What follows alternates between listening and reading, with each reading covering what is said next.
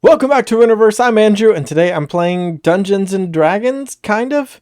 So I'm feeling kind of lazy today, and I've been in a role-playing mood.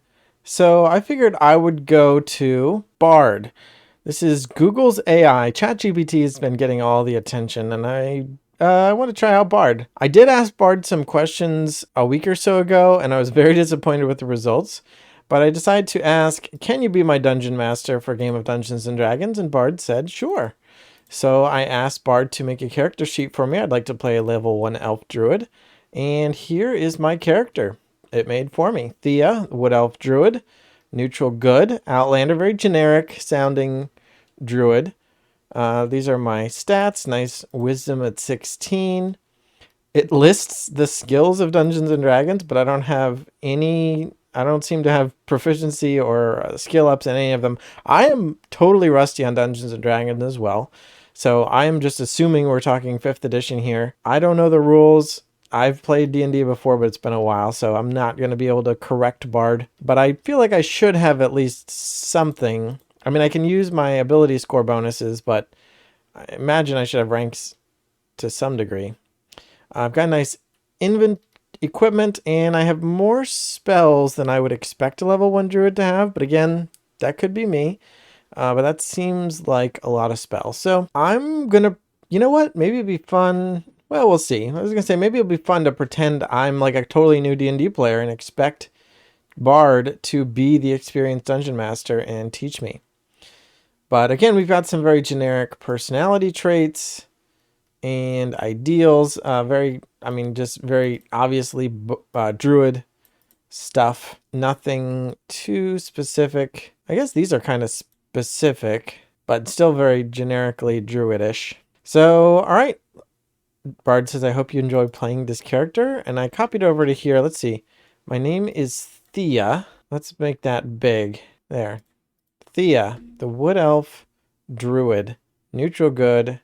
Outlander background. And let me add some bonuses here. So that's just based on my memory of the rules. Hopefully that's accurate. I don't necessarily know what these spells do exactly. I know Goodberry makes berries that can be eaten for a few hit points. Cure Wounds probably just does what it says, and Tingle makes vines trap somebody. I don't know the difference between Healing Word and Cure Wounds or Mending. So I'll have to ask the Dungeon Master if I want to cast those spells. But for now, let's start. So I'm going to take a little bit of control, I think, of the story. So let's say my first bond says I will always protect my forest home. So maybe something is wrong with my forest home. It says I will avenge the death of my loved ones. Maybe I'll ask the Dungeon Master which of my loved ones have died, or which of Thea's have been killed. Thea's parents, her grandparents, and her entire village were killed by a group of orcs. She was the only survivor. This event has left her traumatized and filled with rage. She is determined to avenge the deaths of her loved ones and to protect her forest home from any future threats. Thea's parents were kind and gentle people who loved her very much. They taught her about the importance of nature and the need to protect it. Thea's grandparents were wise and experienced, and they passed on their knowledge to her. They taught her about the history of her people and the traditions of her culture. Thea's village was a close-knit community where everyone knew and cared for each other. They were a source of support and strength for Thea, and their deaths have left a huge hole in her life. These experiences have made her a strong and determined young woman. She is fiercely protective of her forest home and its inhabitants. She is also a skilled warrior and a powerful druid. Thea is determined to avenge the deaths of her loved ones and to make the world a better place. So yeah, I think I'm going to continue asking leading questions. So, which of her loved ones have been killed? Now let's ask about what did the orcs do to her her village, her forest home, Thea's forest home. The orcs raided Thea's forest home, killing everyone they could find. They burned the village to the ground and destroyed the crops. They also killed the animals and desecrated the sacred grove. Thea's forest home was a place of peace and beauty, but orcs turned into a place of death and destruction. Thea was devastated by the destruction of her home and the death of her loved ones. She vowed to avenge their deaths and to protect her forest home from any future threats. Kind of repeating ourselves, very generic sounding, but let's keep going. She trained herself to be a warrior and a druid, and she set out on her journey to find the orcs who destroyed her home. Thea eventually found the orcs' camp, and she attacked them without mercy. Oh, I was going to make that my quest, but I guess we've done that already. She killed many of the orcs, and she drove the rest of the way. She then returned to her forest home and began to rebuild. She planted new crops, she raised new animals, and she rebuilt the village. She also planted a new sacred grove, and she vowed to never let the orcs destroy her home again. Thea's story is a story of hope and resilience. She was able to overcome the tragedy of her past and to rebuild her life. She's a reminder that even in the darkest times, there is always hope for a better future. All right, I feel like we skipped ahead a bit, but I'm okay with this starting point.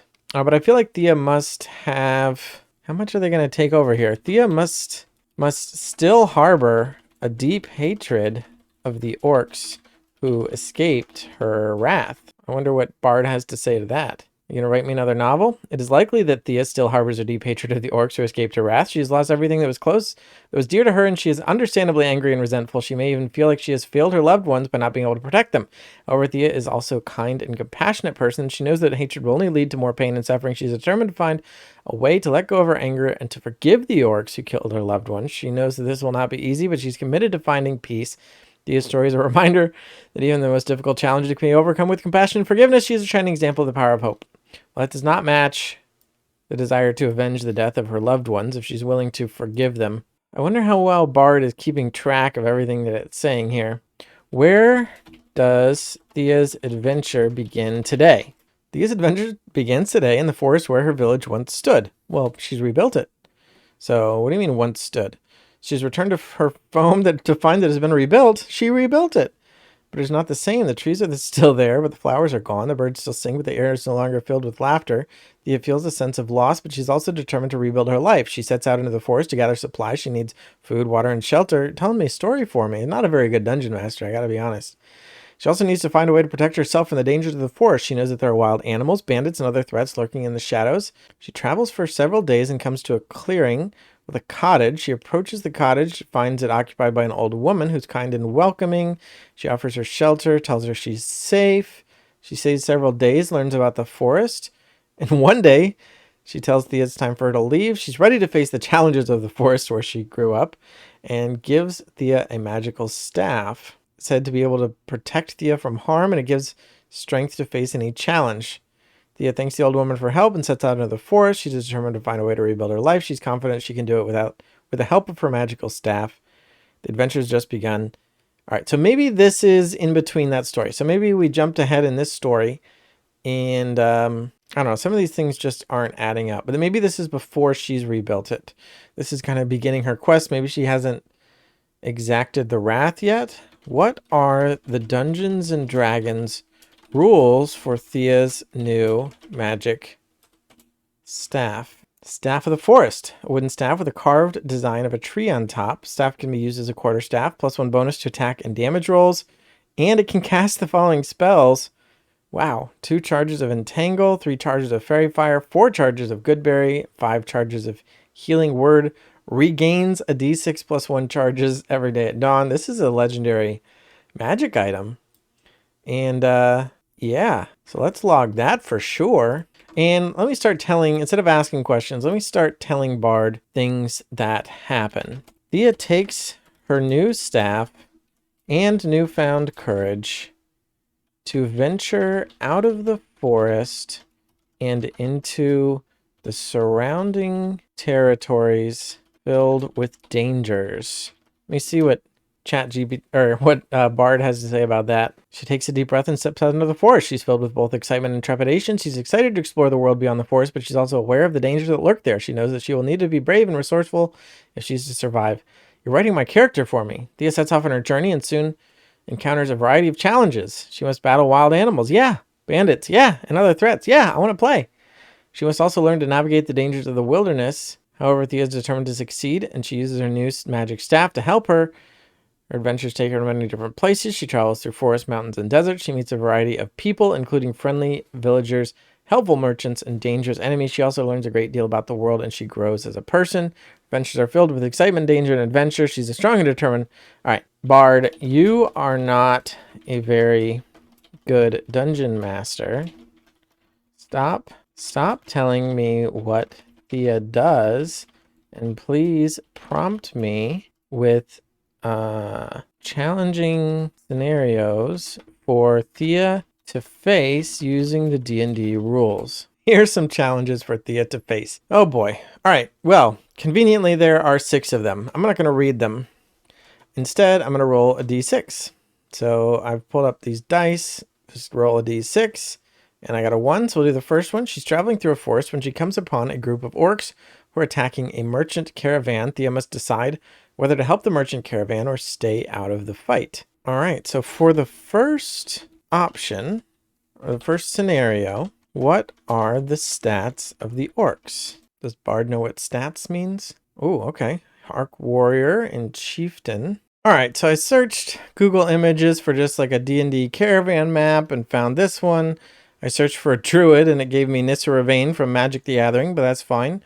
I've got some orcs and it took a second for me to get this to show up in my recording software, but we got the orcs and we got some merchants and I set up the map. I had to do some work for my dungeon master. Well, I didn't ask. I guess I could have asked to try to set up the map for me somehow. You know what? Let's try it. Bard, can you set up the battle mat for Thea to fight the orcs who are attacking a merchant caravan? I wonder if it knows what a battle mat is. It says, sure. The map should be a forest clearing with a merchant caravan in the center. Should be made up of several wagons, each carrying goods. The orcs should be surrounding the caravan, and the chieftain should be in the lead. Place the miniatures. Thea should be placed in the center, facing the orcs. The orcs should be placed around the caravan with the chieftain in the lead. Roll for initiative. Resolve combat, and continue until one side is victorious. For example, Thea rolls a 15 for initiative and the orc chieftain rolls a 12. Thea goes first. She casts a spell that damages several of the orcs. The orcs retaliate and they hit Thea with a few attacks. She's wounded but is able to hold her own. The battle continues for several rounds and both sides suffer casualties. Finally, Thea is able to defeat the orc chieftain and the other orcs flee. Thea and her companions are victorious and they are able to claim the goods of the caravan. All right, so I have to put Thea in the middle. I thought she was going to be on the outside and be able to maybe sneak in, but it sounds like the orcs have a big advantage here. So what does the entangle spell do?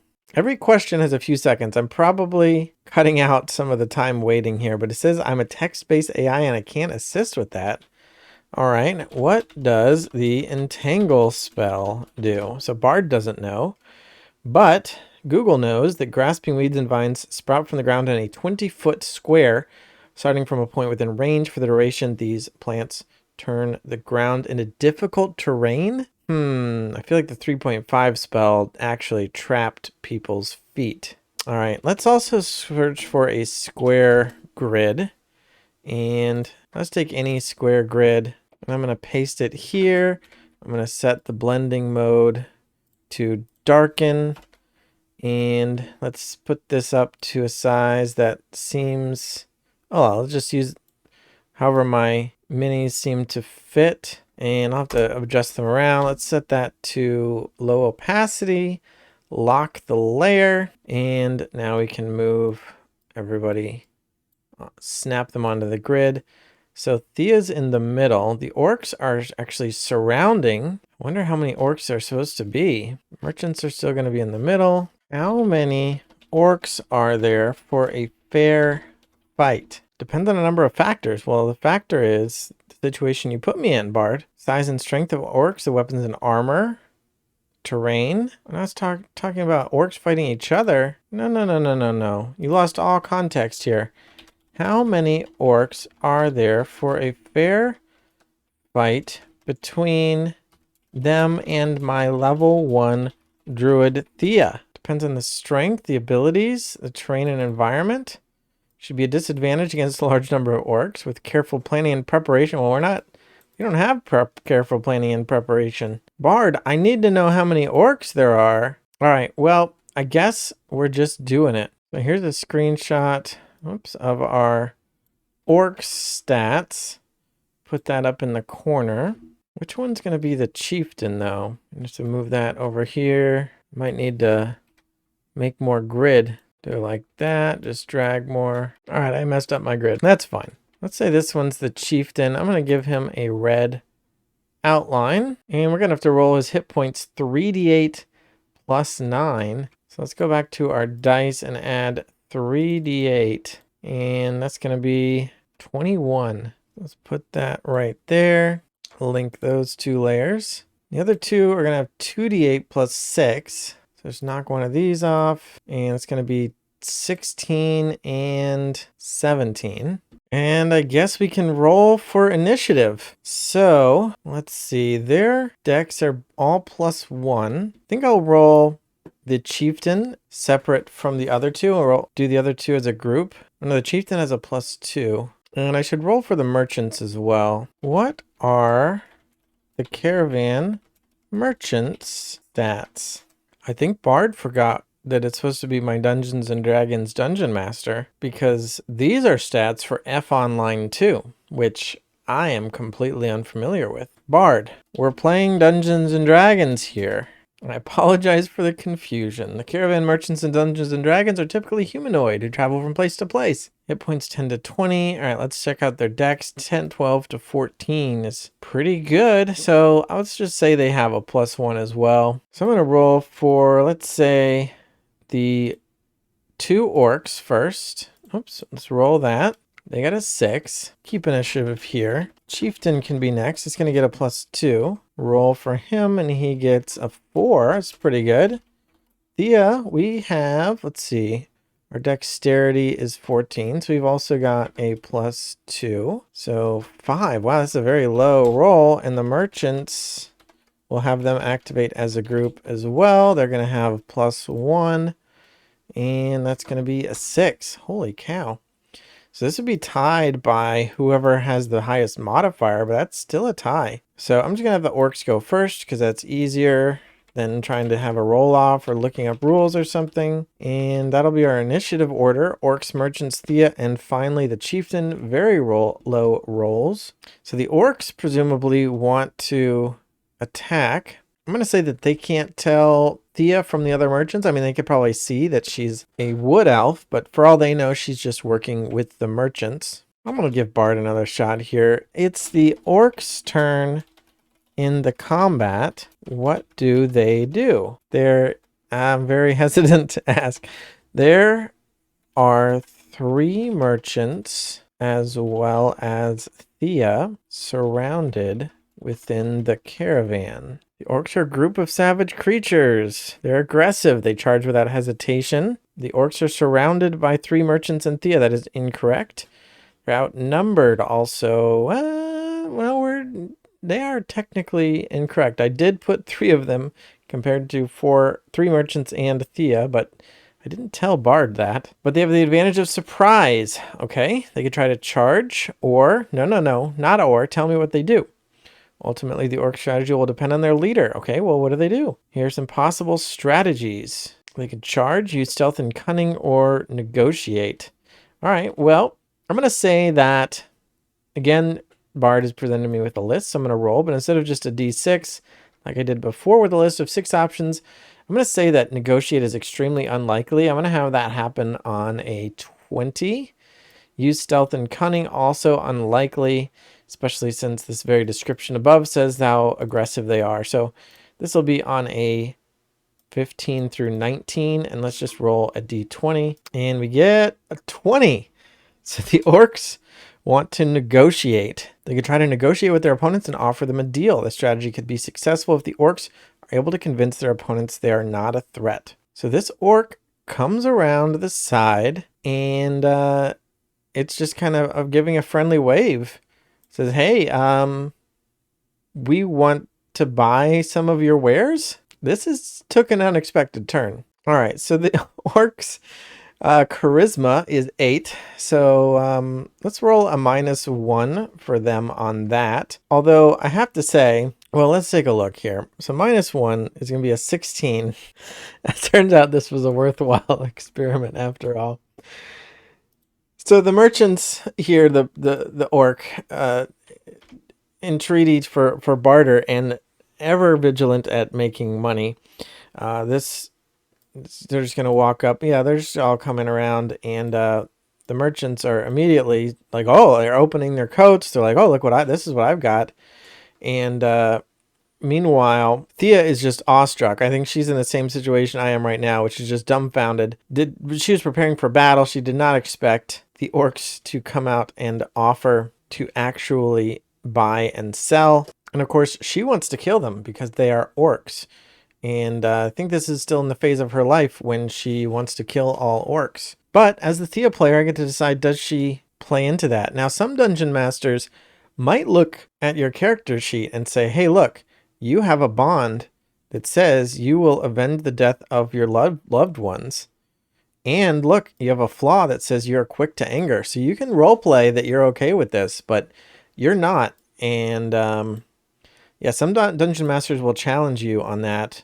Or some games even offer rules or systems that force you to play to your character or pay resources of some kind to not play to your character. So I'm going to ask my dungeon master about the situation. The orcs have offered to barter with the merchants, but Thea is having trouble standing by watching this peaceful encounter given what the orcs did to her family and village. Can she stand peacefully by, or will you, the dungeon master, force her to respond according to her character? That's a tough one, Bard. As dungeon master, I would not force Thea to respond according to her character. I would give her the opportunity to choose her own course of action.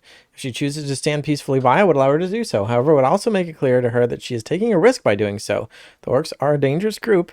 They may not be trustworthy. If Thea chooses to attack the orcs, I would allow her to do so. However, I would also make it clear that she is likely to be outnumbered and outmatched. Ultimately, the decision of how to respond to the orcs is up to Thea. That's a very good answer. As a dungeon master, my goal is to create a fun and engaging experience for my players. I want my players to feel like they are in control of their own characters, and I want them to be able to make their own choices. Forcing Thea to respond according to her character would take away her agency and make her feel like she is not in control of her own destiny. I would never do anything that would take away the fun and excitement of the game for my players. I might argue a little bit on the philosophy of role-playing games. I think if you make a character who has a particular flaw and a particular bond, there is some expectation that you will play to that. But in this case, my dungeon master is not going to force me to, and I don't want to jump into a fight that I don't think I can win. However, I am wondering why the orcs have decided to barter. That seems kind of out of character. So I'm going to ask my dungeon master another question. What are the merchants offering that made the orcs want to barter rather than attack? Can Thea tell if there are any ulterior motives? Do I need to make an insight check in order to learn these answers? Merchants are offering the orcs a variety of goods, including food, water, weapons, and armor. Interesting. So that means those are things I would normally expect orcs to have. So the fact that that's what they're interested in buying makes me think that they must have a shortage of some kind, especially, or maybe the fact that they don't just attack to take it makes me think something else is going on. The orcs are interested in these goods because they are in need of supplies. They've been on a long journey. They've been fighting off bandits, so maybe they're too tired to fight anymore. They just are willing to buy it with the money they took from the bandits they killed and other creatures along the way. They're tired, hungry, and low on supplies. The merchant's offer is a welcome relief, and the orcs are eager to barter for goods. Okay, so this story makes sense. The orcs have been fighting and killing, but now they're so tired and short on supplies that they're just willing to spend some of their loot to rest. Thea can tell that the orcs are interested in the merchant's goods. She can also tell that the orcs are desperate. However, she is not sure if the orcs have any ulterior motives. She could make an insight check to try to determine the orcs' true intentions. If she rolls high enough, she will be able to tell if the orcs are being honest or trying to trick her. All right, so I don't have any skill bonuses, so no insight other than just my wisdom of +3. That's pretty good. And we get a 5. That is not pretty good. Anything in between, she's able to get a sense of their true intentions, but she's not sure if she can trust them. That is not a very good skill check, by the way. Nat 20, Nat 1, or anything in between. She may decide to barter with them, but she will be cautious and keep her guard up. So I'm in the same situation as I was, but I have a lot more information and context about the orc situation. So that's a pretty good answer from Bard.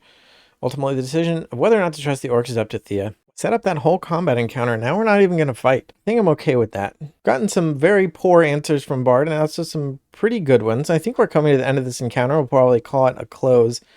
Let's say that Thea decides to let the orcs and merchants do their business.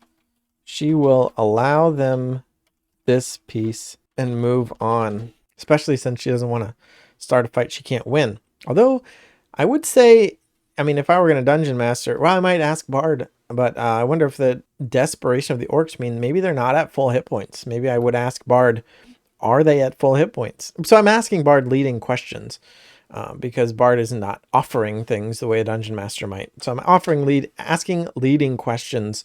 You might have noticed all along the way. Like, for example, I said, do I need to make an insight check? Because I doubt Bard would have just thought of it on its own to have me make an insight check. But because I asked Bard, do I need to make one? It gave me here's some possibilities. Now, didn't do a very good job, but it did work that into the answer. And then here, like, so I asked this question if you were an actual dungeon master or an actual dungeon master were in the room, they might notice this playing out. But here I've actually prompted Bard, hey, look, this is what I'm doing. Will you respond? So again, leading questions definitely helps this function, if not particularly well. So Thea watches the orcs and merchants barter. She's still angry at the orcs for what they did to her family and village, but she knows she cannot change the past. She can only focus on the present and future. She decides to let the orcs and merchants go in peace. She knows that it is the right thing to do. Thea turns and walks away. She's still angry, but she's also hopeful. She knows she can make a difference in the world. She can help to create a better future for herself and others. She's determined to do just that. So there you go. That is our Bard Dungeon Master for Dungeons & Dragons. The craziest part was when I decided that this was going to be the result of a 20 that the orcs would try to negotiate, and then I rolled a 20. So that's more Dungeons & Dragons. It's not even a Dungeons & Dragons rule. It's just a thing that can happen with dice and weird, unlikely events assigned to 5% probabilities. We got an interesting story about it. We didn't have to play out a awkward combat encounter, especially since I don't totally know the rules. Didn't get to use my magic staff, though. That would have been nice. But there you go. Can Bard be a DM? If you watch this video, you have your answer. I would say there are much better ways to play solo role-playing. Hopefully, I will play some of those in the future. So stay tuned for that. Thanks for watching. Thanks for subscribing, and bye.